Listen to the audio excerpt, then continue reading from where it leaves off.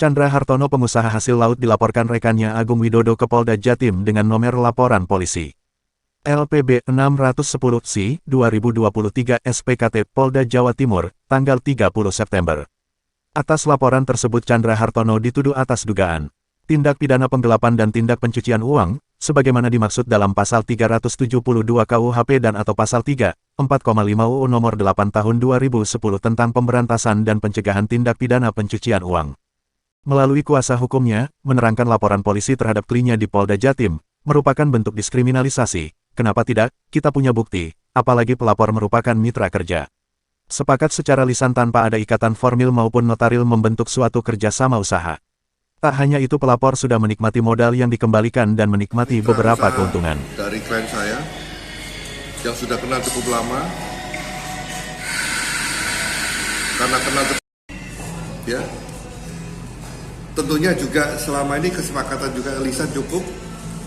Jadi contoh bagi keuntungan pun hanya lisan, ada saldo, udah saldo pengendap bagi-bagi, saldo pengendap bagi-bagi, sudah 3 kali pembagian. Penipuan, penggelapan dengan pencucian uang TPP.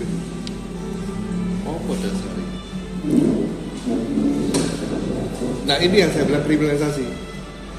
Kalau merasa ditipu, merasa digelapkan, merasa dicuci uangnya oleh klien saya, tentunya dia tidak mungkin bisa punya akses untuk membuka data laporan pembukuan. Dia bisa kok, buktinya dia punya. Kayak tadi itu. Dari mana dia dapat ini? Kalau nggak dapat yang online tadi itu? Iya kan? Mudah kok bagi saya. Saya bilang sama penyidik, oh posisi gelap dong. Terang benderang loh. Angkanya bener. Saya konfirmasi kepada dia sebagai pelapor dari penyidik, bener 26, bener. Ya udah, karena dari dia sendiri. Kok melaporkan tipu gelap? Laporkan pencucian uang. Nah, justru yang lucu itu, yang kami masalahkan sekarang kepada penyidik, saya mau lapor balik ini. Ya, Januari saya akan lapor balik. Tolong dicatat itu. Lapor balik perbuatan tipu gelap dan TPPU-nya dia. Dugaan. Kenapa?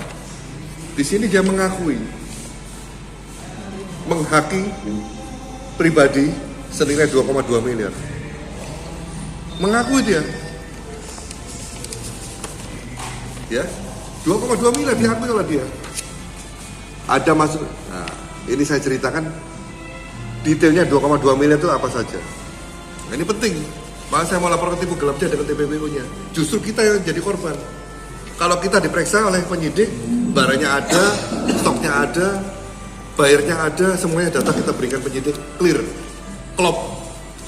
Yang ditulis dia senilai kurang lebih 24 miliar. Nah, kan dia 2 miliar dulu. 24 kurang lebih 24 miliar itu klop. Bahkan kita melaporkan 28 miliar ketemunya. Mana ya 28? Nah, ketemunya 28. Artinya lebih 2 miliar yang diakui oleh pelapor. Dia kan ngomong uang kita bersama ada 26 miliar, tapi ternyata ada 28. Kita udah jujur terbuka. Semuanya sudah dibuktikan oleh penyidik, tidak ada satupun yang tidak tepat, semuanya ada, stoknya ada, bukti barangnya apa, ya toh? Ini bukti barang, ini udah di penyidik semua, dan ini sudah di tangan pelapor juga ada, karena sistemnya online kan, bisa diakses.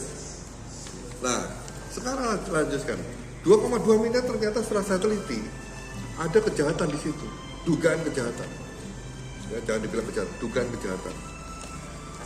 Yang pertama saya tanya, 800 juta berupa stok barangnya apa? Barang apa? Ternyata itu barang dagangan milik bersama. Disembunyikan dia, diamankan dia, tidak dijual. Apa niatnya? Pada waktu itu masih baik-baik. Ini jumlah barangnya. 800 juta. Kalau dia baik-baik, beritahu dong Pak Edi yang bagian jual-jual di Cina. Pak Edi ini ada barang, tolong dong jualkan. Siapa tahu dapat untung 200 juta jadi 1 miliar. Kan ini harga pokok 800 juta menurut dia. Harga berubah barang. Di gudangnya dia. Tanpa laporan? Tanpa laporan. Tiba-tiba laporannya pada saat nagih. Aku 2, apa itu? Ternyata produk penipuan. Dia WA, chatting kepada Pak Chandra dan Pak, aku ngabur 1 miliar. Mau belanja barang. Maksudnya barang apa? Kan itu barang ini, video. Dikirimlah dia. Setelah terima, tiba-tiba ngajukan mundurkan diri. Pertanyaan saya, mensreanya ada kan? Ayo jawab. Ada mensreanya. Sudah niat untuk menggelapkan, sudah niat untuk menipu, untuk supaya dia dapat dulu di depan, yang nanti belakang tinggal dia nagih. Sisanya berapa? Betul terbukti. Dia ngajukan tagihan 26 miliar, mana betul? Jadi toko-toko. 26 miliar sekian.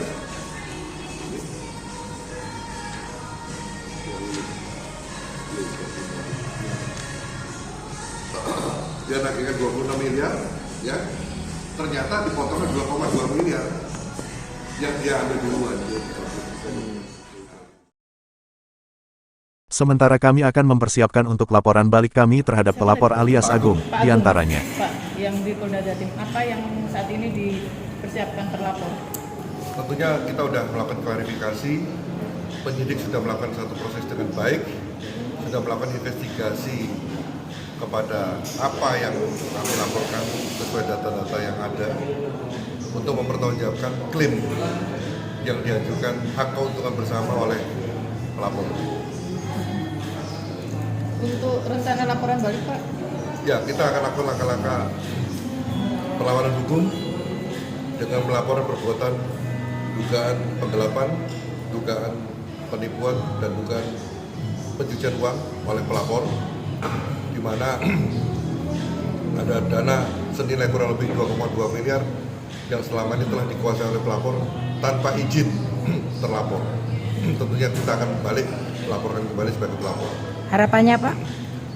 Ya, tentunya harapan kita agar pelapor menyadari bahwa sebenarnya kami sebagai terlapor tidak ada sedikit pun memiliki niat tidak baik. Ya. Kami selalu transparan dan tentunya sudah sangat kooperatif. Hanya masalah waktu pencairan pembagian kuota belum bisa kita lakukan karena kondisi tagihan masih ada dan dana-dana yang belum cair dari pihak buyer. Masih membuka ruang perdamaian ya, Pak? Ya, tentunya kalau pihak pelapor memberi satu niat untuk damai, tentunya kita akan memikirkan bagaimana konsep-konsep perdamaian yang secara adil dan berimbang. Perlu diketahui, kerjasama antara Agung dan Chandra, Syahril dan Edi Hartanto dilakukan pada tahun 2019. Mereka berempat bersepakat melakukan kerjasama dalam bisnis pengadaan barang berupa hasil laut kering untuk diekspor tanpa adanya perjanjian tertulis, melainkan gentleman agreement kesepakatan lisan. Total modal awal yang disetorkan senilai Rp2.986.154.842, dengan rincian selaku para pemodal yakni Chandra Hartono, Rp1.070.132.200, Agung Widodo, Rp532.222.184, Syahril Yanuar, Rp1.383.800.458. Modal awal yang disetor para pihak disepakati ditampung di rekening Bank BCAAN Syahril Yanuar Capri. Perselisihan muncul manakala si pelapor sudah menikmati modal yang dikembalikan dan menikmati beberapa keuntungan. Modal 500 juta sudah dikembalikan, dan sudah dapat keuntungan kurang lebih 3 miliar. Mendadak dia bersurat pakai WhatsApp, dia mengundurkan diri dari grup kerja, terus meminta haknya dengan memberikan perhitungan data keuangan, data stok, itu sekitar bulan April tahun 2023. Awal prahara permasalahan ini ketika Agung mengundurkan diri tanpa alasan dia tidak mau kerja sama lagi. Dan meminta haknya sebesar 30% dari Rp. 26 miliar. Agung meminta haknya sekira Rp. 7 miliar dibagikan secara tertulis. Januari tahun 2024 dibagi separuh, dan 2025 sisanya. Dia minta perjanjian hitam di atas putih. Pertanyaannya, dia minta hitam di atas putih, padahal awal perjanjian hanya lisan. Sementara saat dikonfirmasi melalui WhatsApp-nya, pelapor Agung mengatakan kita hanya menunggu hasil pemeriksaan, dan usai Natal kita akan melakukan konferensi pers, ujarnya. Dari Surabaya,